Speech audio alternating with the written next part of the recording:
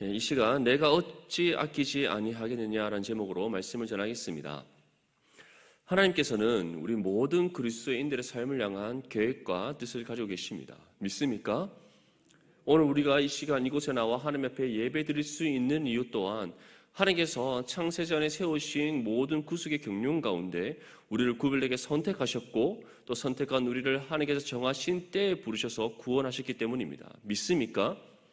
이처럼 우리가 하나님의 자녀가 된 것에서부터 우리의 모든 인생의 경륜이 하나님께서 세우신 계획하심과 뜻을 따라 이루어진다는 것, 이것이 바로 성경이 우리에게 전하는 하나님의 예정입니다.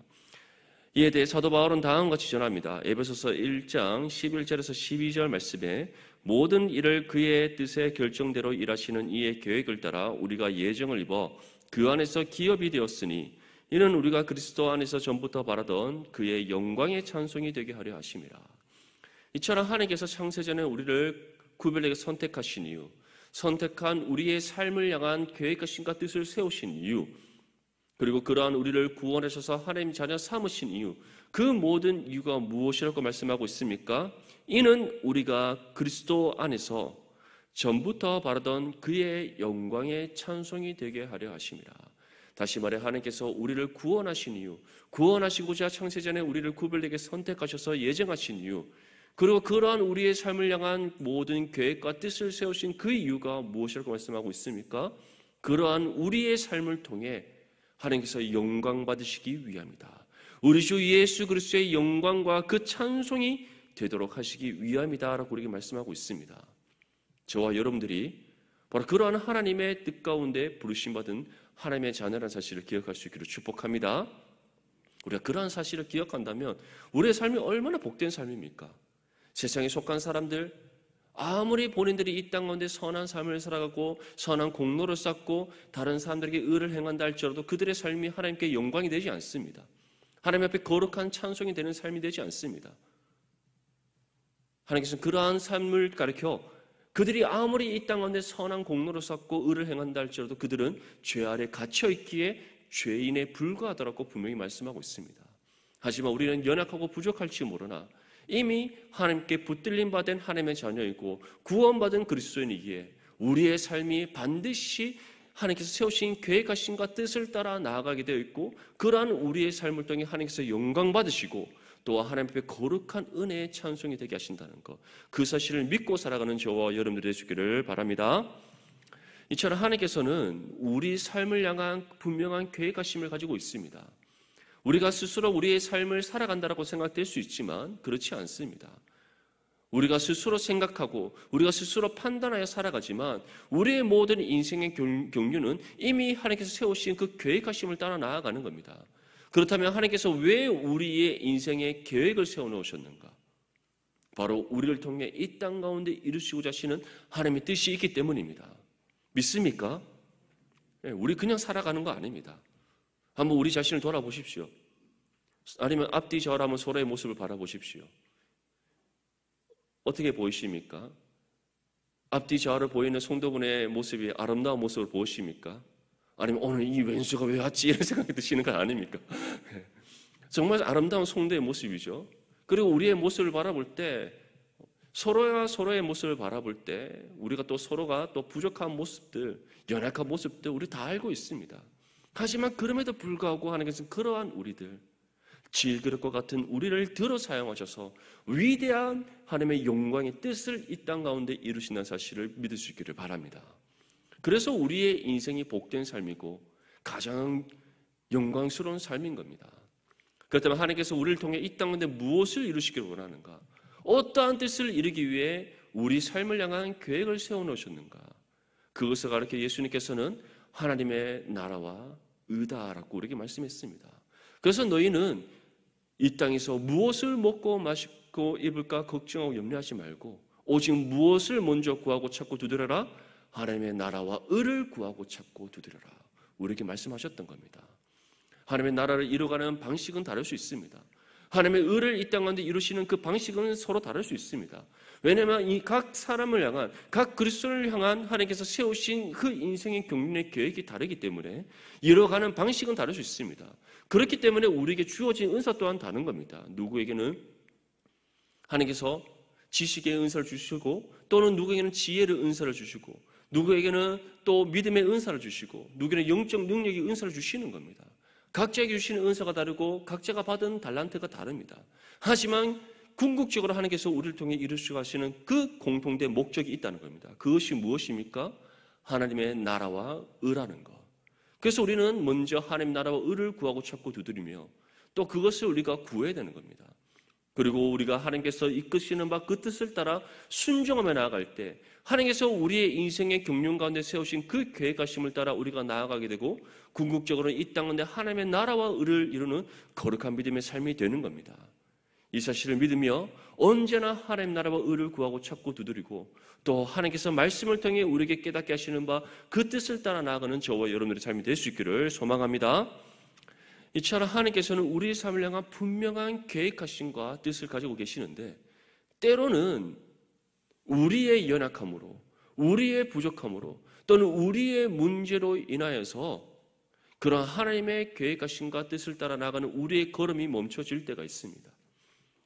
그렇다면 우리에게는 어떠한 문제가 있는가? 크게 두 가지의 문제가 있습니다. 첫 번째 문제는 하나님의 뜻을 바르게 분별하지 못하는 겁니다. 우리에게 분별할 만한 하나님의 뜻을 바르게 분별할 만한 지식과 지혜가 없기 때문에 분별하지 못하는 것이 아닙니다. 왜냐하면 모든 그리스도인들에게는 누가 임하셔서 함께 하십니까? 성령께서 임하셔서 함께 하십니다. 그리고 기록된 하나님의 말씀은 무엇으로 기록되었습니까? 성령의 감동하심으로 기록되었습니다. 그렇기 때문에 하나님의 자녀라면 성령께서 임하셔서 함께 하시는 하나님의 자녀라면 누구든지 눈을 떠서 성경을 읽으면 한글만 읽을 줄 안다면 말씀의 뜻을 발견할 수 있습니다. 믿습니까? 우리 영어 성경 읽는 거 아니지 않습니까? 딱 펴면 무슨 성경입니까? 한글 성경입니다. 한글 다 읽을 줄 아시지 않습니까? 그렇다면 왜 우리가 하나님의 뜻을 분별하지 못합니까? 성경을 읽지 않기 때문에, 말씀을 읽지 않기 때문에, 그래서 하나님의 뜻을 발견하지 못하는 겁니다. 성경은 완전한 하나님의 계시입니다. 완성된 하나님의 계시입니다. 하나님께서 말씀을 통해 우리를 향한 인생의 계획을 알려주시고 우리가 어디로 가야 될지 그 믿음의 길을 보여주시며 우리의 발을 어디에 디뎌야 될지 말씀으로 등불을 밝혀주셔서 우리가 디뎌야 될 그 걸음의 자리를 알려주십니다. 그래서 시편 119편 105절 말씀에 무엇이라고 말씀합니까? 주의 말씀은 내 발의 등이요 내 길의 빛입니다. 믿습니까? 그렇다면 오늘 이 시간부로 성경을 펴서 말씀을 읽는 저와 여러분들의 삶이 되시기를 축복합니다. 우리가 말씀을 읽을 때 하나님의 말씀의 뜻을 바르게 분별할 수 있습니다. 나의 삶을 향한 하나님의 계획하심을 발견하게 됩니다. 나의 삶을 향한 하나님의 뜻을 깨닫게 됩니다. 그리고 무엇보다 말씀 가운데 성령께서 우리의 생각과 마음을 다스리셔서 하나님의 인도하심을 따라 순종케 하는 거룩한 믿음의 삶이 될 줄 믿습니다. 두 번째 문제는 하나님께서 이제 말씀을 통해 우리에게 뜻을 깨닫게 해주셨을 때 한 가지 문제가 생깁니다. 하나님의 뜻과 나의 뜻이 충돌되는 겁니다. 한번 질문하겠습니다. 하나님 뜻과 여러분들의 뜻이 충돌되었을 때 어떤 반응을 보이십니까? 주께서 가라 명하신다면 내 뜻을 내려놓고 가겠습니다. 이러한 믿음의 반응이 일어납니까? 아니면은 잠시 고민하며 순종을 해야 될까 말아야 될까 그런 갈등 속에 있습니까? 물론 우리 넘치는 교회 성도님들은 다들 우리의 신앙이 그리스도의 장성한 분량에 이르는 아주 거룩한 성도님이시기 때문에 이런 고민하지 않을 것 같습니다. 저는 고민을 많이 합니다. 정말 고민을 많이 합니다. 한 가지 저의 삶의 한 부분을 말씀드리자면 제가 대학교 4학년이 되던 해에 하나님께서 목회에 대한 부르심을 주셨습니다. 안타깝게도 보통 그런 목회에 부르심 받으면 어떤 반응이 일어날 까 생각합니까? 주님 감사합니다. 제가 이제 이 길을 향해 순종하여 내 한 삶을 주님께 드리겠습니다. 이런 반응이 일어날 거라 다들 생각하실 것 같습니다. 그렇지 않습니까? 보통은 그렇던 것 같습니다. 다른 제 주변의 사람들은. 근데 저는 정말 순종이 되지 않았습니다. 하나님 앞에 부르심의 소명을 받았는데 목회에 대한 강력한 부르심의 소명을 받았는데 거기에다가 이 길이 너의 길이다. 강하고 담대하라. 여호수아서 1장 9절 말씀을 통해 믿음의 확신까지 주셨는데 제 뜻을 꺾는데 4년이나 시간이 걸렸습니다. 사실 이게 우리의 모습이지 않습니까? 하나님께서 뜻을 알려주셨는데 그 뜻과 나의 뜻이 충돌될 때 나의 뜻을 내려놓고 주의 뜻을 붙잡는 것, 사실 그것이 우리 가운데 너무 어려운 겁니다. 그러니까 사도 바울이 무엇이라고 고백합니까? 내 안에 계신 성령의 영과 내 육신의 죄악된 본성이 날마다 싸운다. 날마다 부딪혀 싸운다. 그로 인해서 사도 바울의 심령이 오호라 나는 공고한 사람이다 라고 고백하지 않습니까? 사실 그게 우리의 모습인 겁니다. 우리가 하나님의 뜻을 따라 순종하며 살아가지 못하게 되는 두 번째 문제, 그것이 바로 우리 안에 있는 나의 뜻인 겁니다. 나의 자아가 꺾이지 아니하고 나의 뜻이 내려놓아지지 않기 때문에 하나님께서 말씀을 통해 나에게 뜻을 깨닫게 해주셨음에도 불구하고 순종되지 않는 겁니다. 이로 인해 때로는 우리가 하나님의 계획하심과 그 뜻을 따라 나아가면서 멈춰 서게 되는 문제가 일어나게 되는 겁니다. 이러한 우리의 삶을 향해서 사도 바울은 중요한 권면의 말씀을 전합니다. 로마서 12장 1절에서 2절 말씀에 그러므로 형제들아 내가 하나님의 모든 자비하심으로 너희를 권하노니 너희 몸을 하나님이 기뻐하시는 거룩한 산제물로 드리라. 이는 너희가 드릴 영적 예배니라. 너희는 이 세대를 본받지 말고 오직 마음을 새롭게 함으로 변화를 받아 하나님의 선하시고 기뻐하시고 온전하신 뜻이 무엇인지 분별하도록 하라. 무엇이라고 우리에게 권면하고 있습니까? 너희 몸을 하나님께서 기뻐하시는 거룩한 산제물로 드려라. 다시 말해 너희 뜻을 내려놓아라. 어떠한 상황과 형편 속에 있다 할지라도 하나님께서 우리에게 어떠한 뜻을 알려주셨다 할지라도 주저하지 말고 우리의 뜻을 내려놓고 하나님의 뜻에 순종하라. 그 뜻을 온전히 지켜 행하라. 그것이 우리의 몸을 하나님께서 기뻐하시는 거룩한 산제물을 드리는 것이다. 이를 위해 우리에게 또 무엇이라고 권면하고 있습니까? 이 세대를 본받지 말라. 너희의 마음을 새롭게 해라. 새롭게 변화를 받아라. 그리고 하나님의 선하시고 기뻐하시고 온전하신 뜻이 무엇인지 분별하도록 하라. 우리는 어떻게 이러한 일들을 이뤄갈 수 있습니까? 나의 자아를 꺾고 나의 뜻을 내려놓고 언제 어떠한 상황 속에서든지 하나님께서 나에게 말씀하시는 그 뜻을 내게 밝혀 보여주셨을 때 믿음으로 순종하며 나아갈 수 있는 방법, 이 세대를 본받지 아니하고 날마다 우리의 마음을 새롭게 하고 변화를 받아서 하나님의 선하시고 기뻐하시고 온전하신 뜻을 바르게 분별할 수 있는 그 방법 무엇입니까? 바로 경건의 훈련임을 믿을 수 있기를 축복합니다. 날마다 말씀과 기도로 끼어있는 것, 항상 우리가 말씀을 펴고 날마다 주여로 하나님의 말씀을 묵상하고 또 그 말씀의 가운데 하나님께서 우리에게 주시는 그 뜻을 깨닫게 되었을 때 그 뜻을 따라 내가 믿음으로 온전히 순종하며 나아갈 수 있도록 깨어 기도하는 겁니다. 그래서 우리는 경건의 훈련을 통해 우리의 신앙이 그리스도의 장성한 분량에 이룰 수 있으며 경건에 합당한 열매 맺는 믿음의 삶이 될 수 있는 겁니다.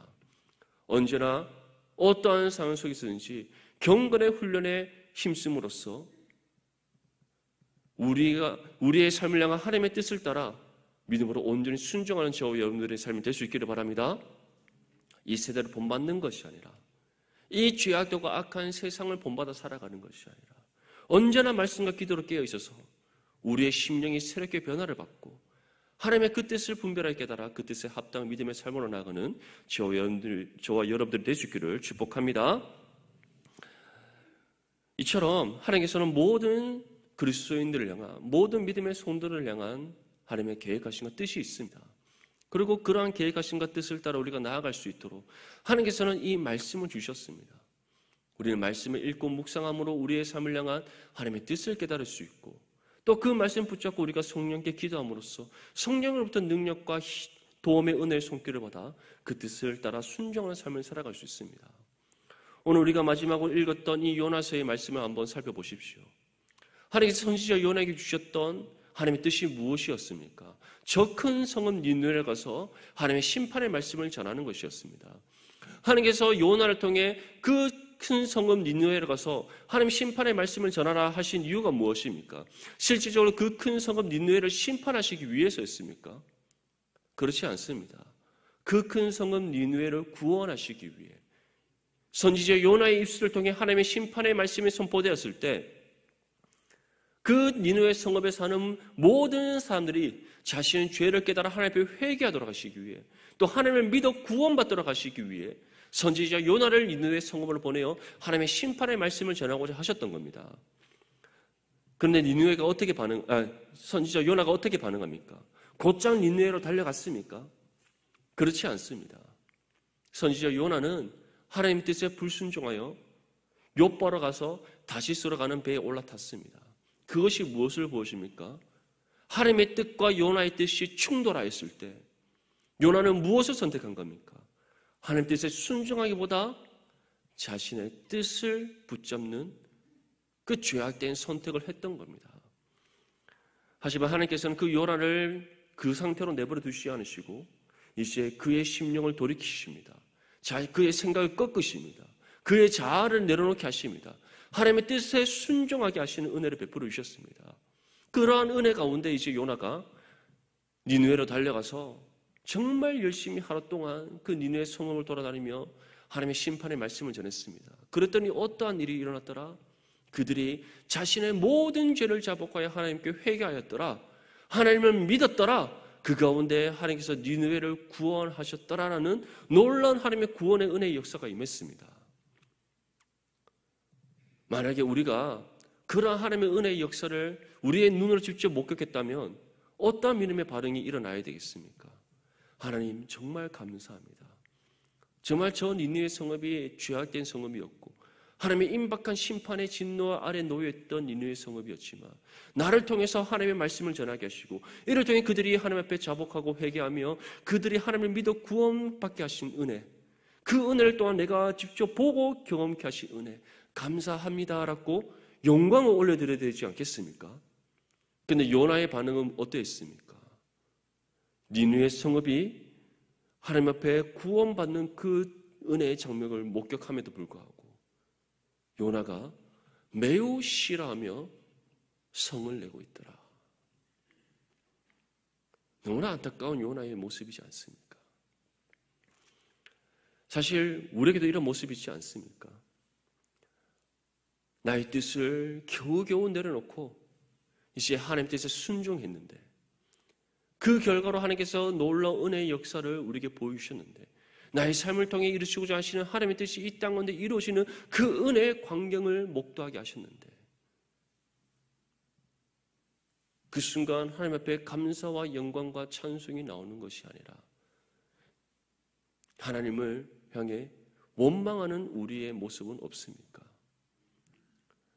실질적으로 이러한 모습들이 교회 안에서 많이 일어날 수 있습니다. 하나님의 뜻에 순종하여 교회를 섬깁니다.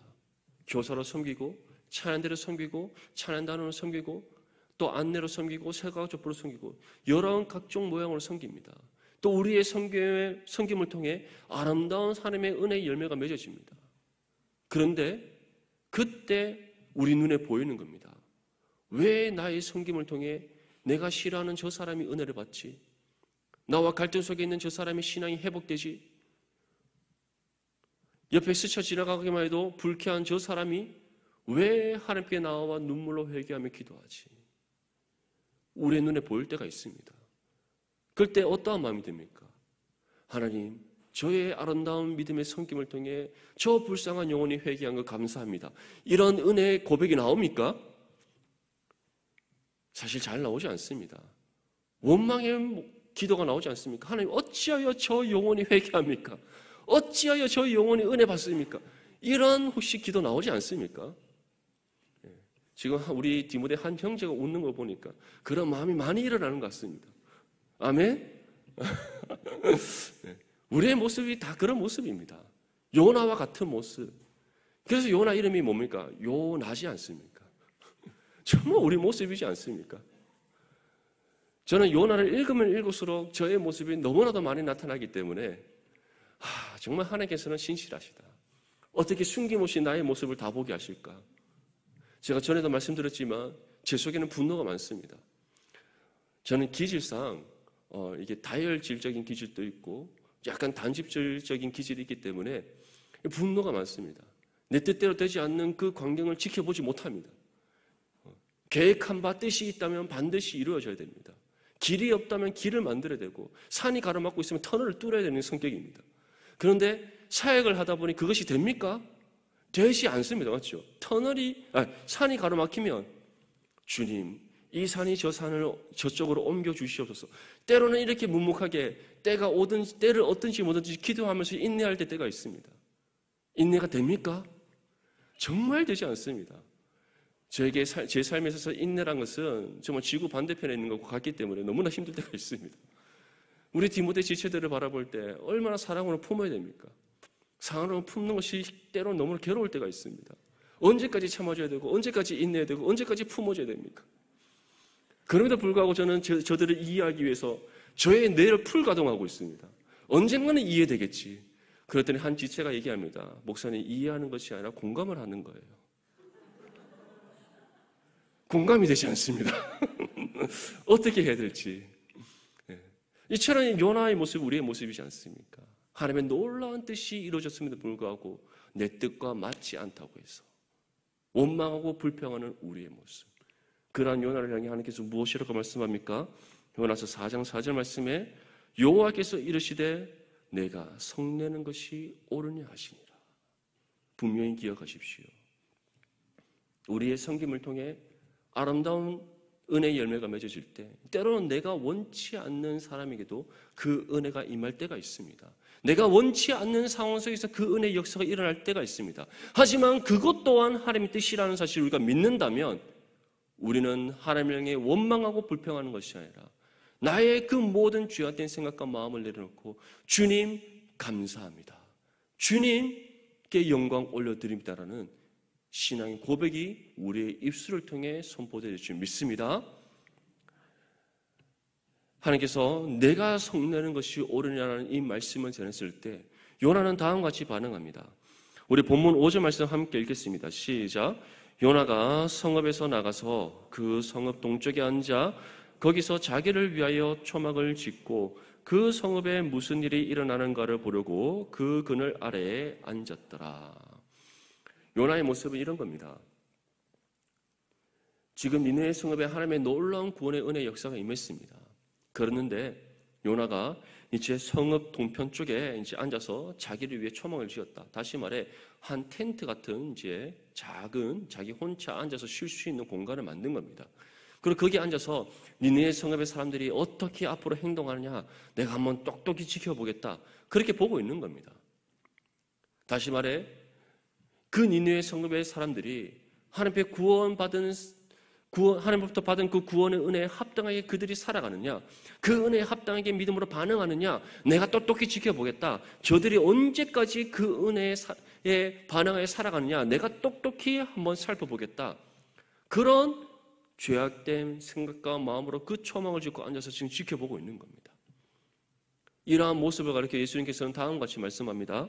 마태복음 7장 3절에서 5절 말씀에 어찌하여 형제의 눈 속에 있는 티는 보고 내 눈 속에 있는 들보는 깨닫지 못하느냐.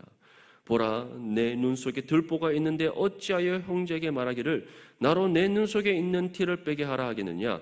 외식하는 자여 먼저 내 눈 속에서 들보를 빼하라. 그 후에야 밝게 보고 형제의 눈 속에서 티를 빼리라. 지금 하나님께서 요나에게 무엇이라고 말씀하셨습니까? 네가 성내는 것이 옳으냐라고 말씀하셨습니다. 그러면 그 말씀을 듣는 순간 요나는 어떻게 됩니까?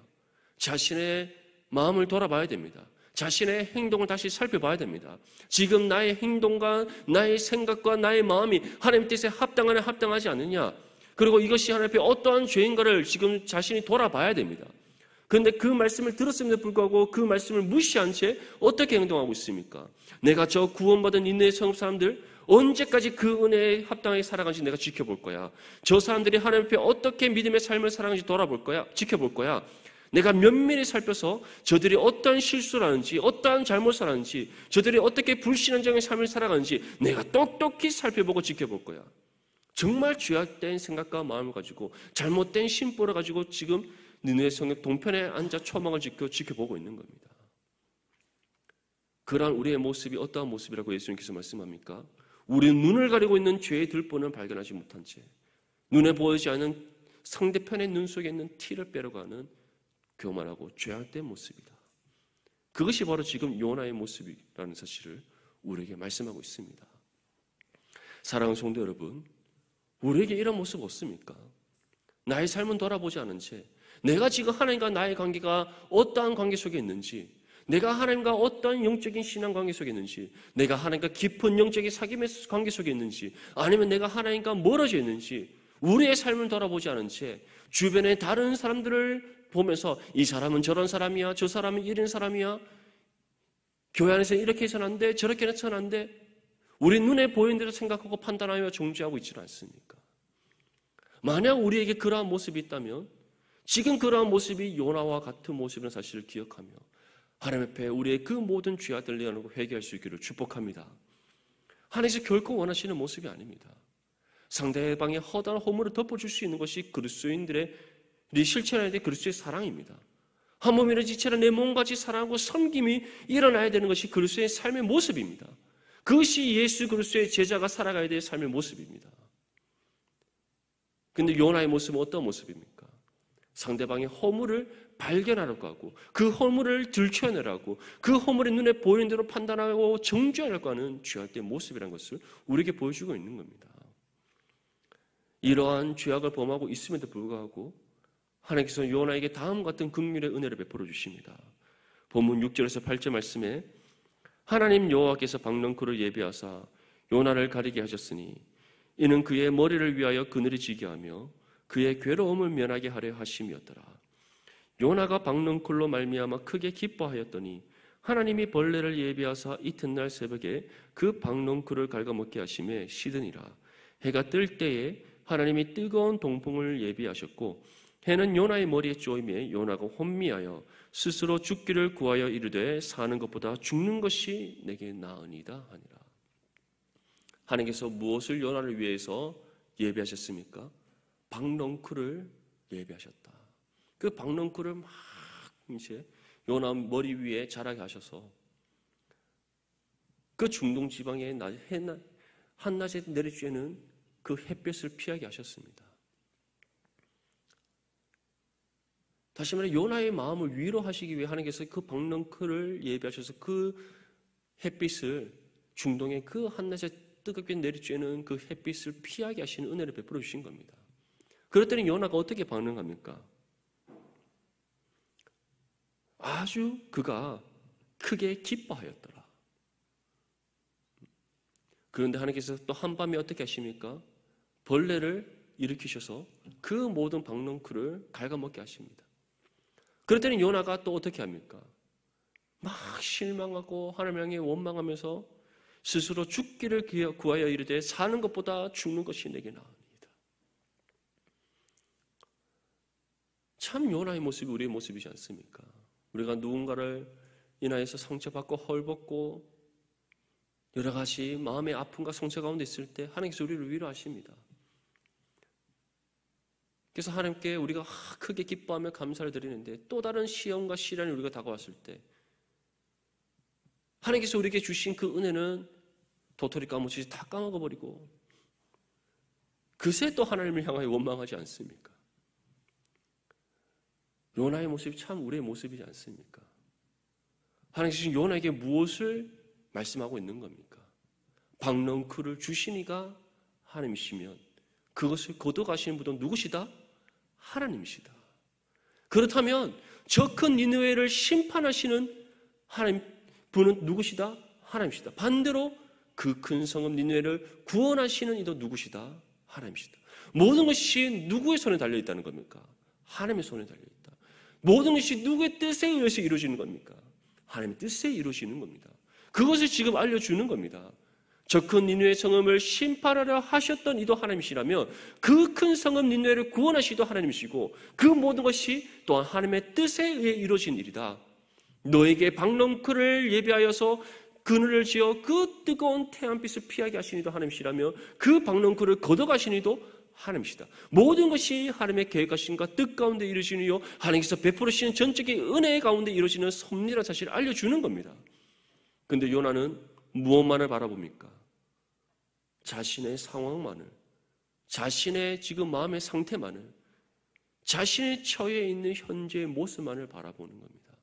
여전히 자신의 자아와 자신의 뜻을 꺾지 않고 내려놓지 않는, 오직 자신에게만 집중하고 있는 이기적인 요나의 모습을 우리는 발견할 수가 있는 겁니다.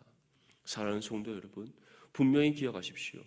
우리를 구원하시는 하나님이십니다. 우리를 구원하신 것 또한 하나님의 뜻 가운데 이루어진 일입니다.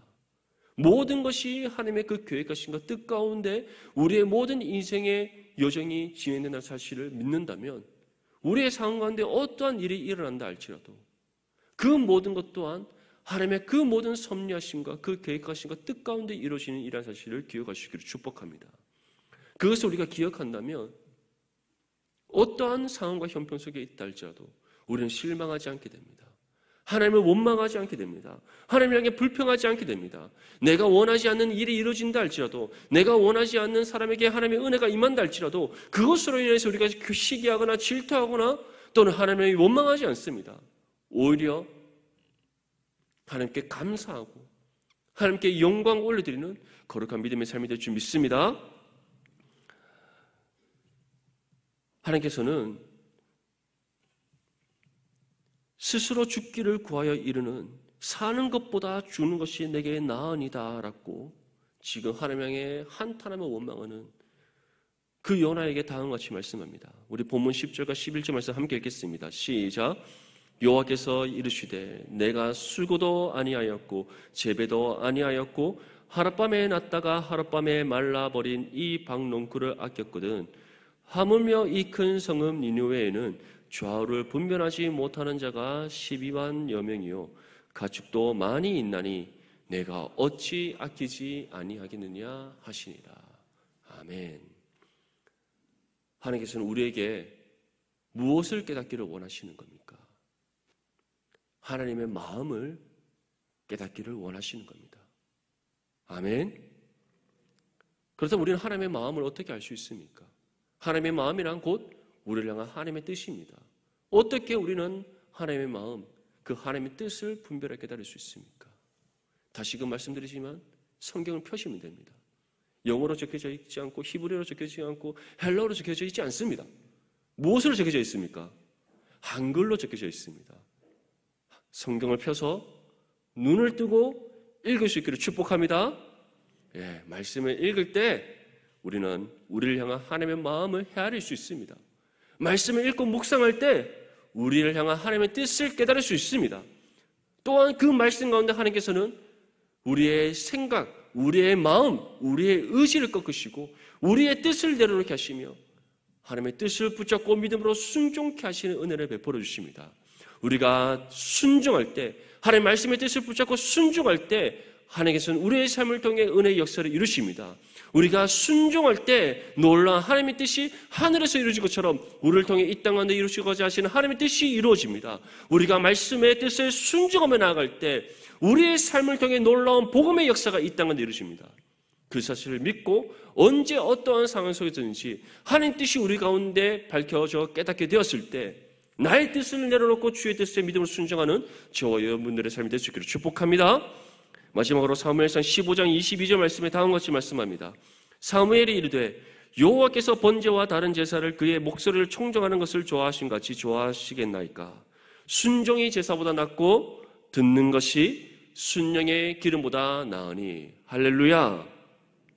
언제나 주님께서 말씀하신다면 그 뜻에 순종하는 저와 여러분들의 삶이 될 수 있기를 바랍니다. 우리가 주의 말씀 굳게 붙잡고 하나님의 뜻이 어떠한 것이든 상관하지 않냐고 그 뜻에 순종하며 나아갈 때 우리의 삶을 통해 놀라운 하나님의 은혜의 역사가 이 땅 가운데 이루어집니다. 그리고 그런 우리의 삶을 하나님께서 기뻐 받으시며 착하고 충성된 종이라 칭찬하십니다. 그런 하나님의 은혜의 역사 가운데 쓰임받고 또 그 은혜의 역사를 경험하여 날마다 감사와 영광과 찬송을 하나님께 올려드리는 저와 여러분들의 삶이 될 수 있기를 주님의 이름으로 축복합니다.